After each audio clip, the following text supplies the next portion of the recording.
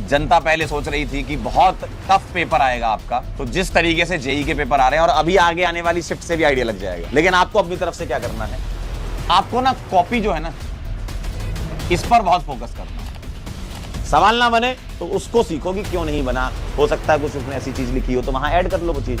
अब easy paper भी कई लोगों के लिए टफ हो जाता है। क्यों? मन कर रहा है सर आज हाइड्रोकार्बन के शॉर्ट नोट्स देख लेते हैं, आज हेलो एल्केन हेलोजीन्स के देख लेते हैं, आज हम जीओसी के देख लेते हैं, है ना। मतलब नीट 2025 जो कि जनता पहले सोच रही थी कि बहुत टफ पेपर आएगा आपका, तो जिस तरीके से जेई के पेपर आ रहे हैं और अभी आगे आने वाली शिफ्ट से भी आइडिया लग जाएगा, तो आने वाले जो शिफ्टें हैं उसमें भी इसी टाइप के सवाल होंगे। यानी कि एनटीए फुल मूड बना चुका है कि जो पीडब्ल्यू वाले पढ़ाएंगे वही देंगे। ठीक है। ओवरऑल देखा जाए तो इजी पेपर आने वाला है। अब इजी पेपर भी कई लोगों के लिए टफ हो जाता है। क्यों? क्योंकि पढ़ते नहीं है, रिवीजन नहीं करते, ठीक है, समय खराब करते हैं। तो ये सब चीजें आप बंद कर दो।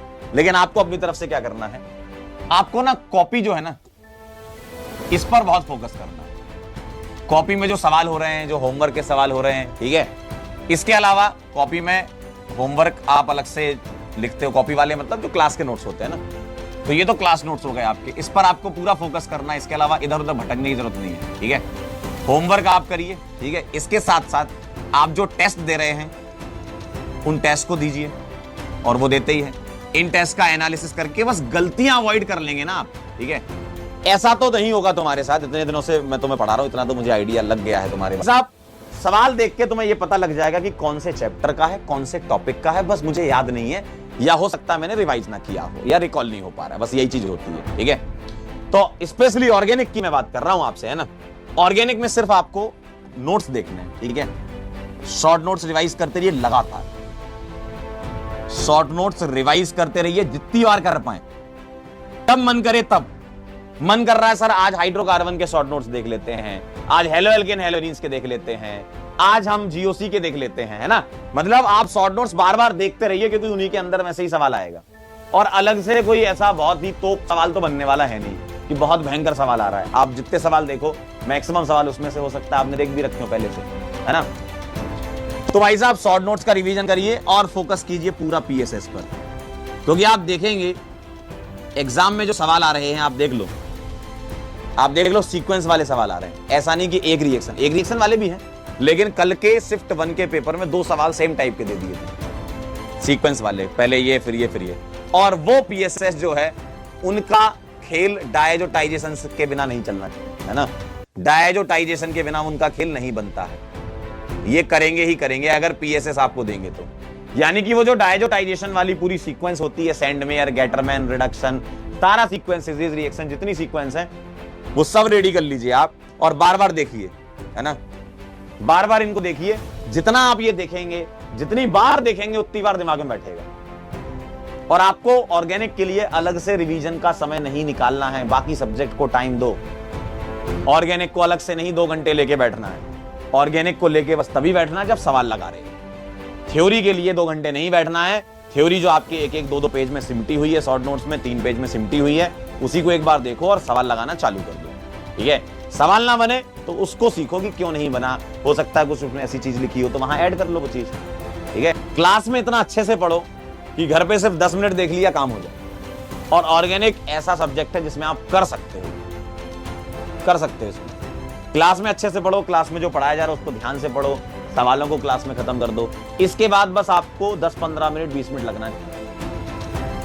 हाँ, सवाल लगा रहे हो तो अलग से मान लो आपने 50 सवाल या 100 सवाल निकाले, तो उसमें हो सकता है आधा घंटा 45 मिनट लग जाए आपको, या 1 घंटा लग जाए। सवाल लगाते टाइम आप टाइम दो। लेकिन थ्योरी को 2 घंटे लेके बैठे हैं, सवाल लगाने की बारी आई, सर हम थक गए, हमको ठंड लग रही है, अब नहीं हो पाएगा, ऐसे थोड़ी डॉक्टर बन पाओगे? बन जाओगे कैसे? इसको मक्कारी बोलते हैं। क्यों? क्योंकि थ्योरी में हमें थोड़ी कुछ करना है। थ्योरी में हमें करना क्या है? ये रखी कॉपी, बढ़िया रजाई के अंदर, कंबल के अंदर हाथ डले हुए हैं, बढ़िया मस्त गरम गरम हाथ हो रहे हैं, और बस थ्योरी देखे जा रहे हैं। थ्योरी में लिखी 2 लाइनें हैं, लेकिन आपको 4 लाइनें अलग याद आ रही हैं जीवन की, क्योंकि थ्योरी में आपका एफर्ट नहीं लगता ना। और ह्यूमन का तो नेचर ही होता है, जितनी मक्कारी मिल जाए उतना अच्छा, है ना। जीवन में यही होता है। कौन काम करना चाहता है बताइए?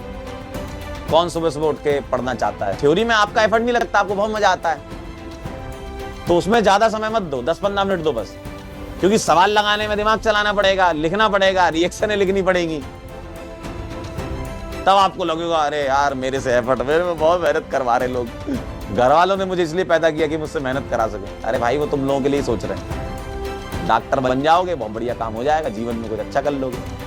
अगर आप ऑर्गेनिक का रिवीजन कर रहे हैं, 20% समय थ्योरी को, 80% समय आपको देना सवालों को, तब आपकी ऑर्गेनिक अच्छी होगी।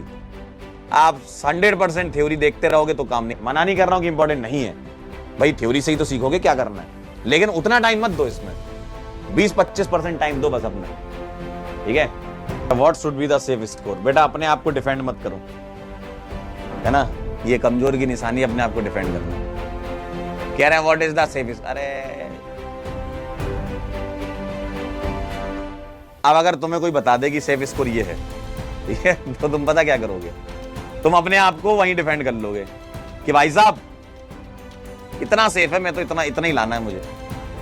अरे यार जब तक बड़ा नहीं सोचोगे तो पढ़ोगे कैसे आगे? क्या यार।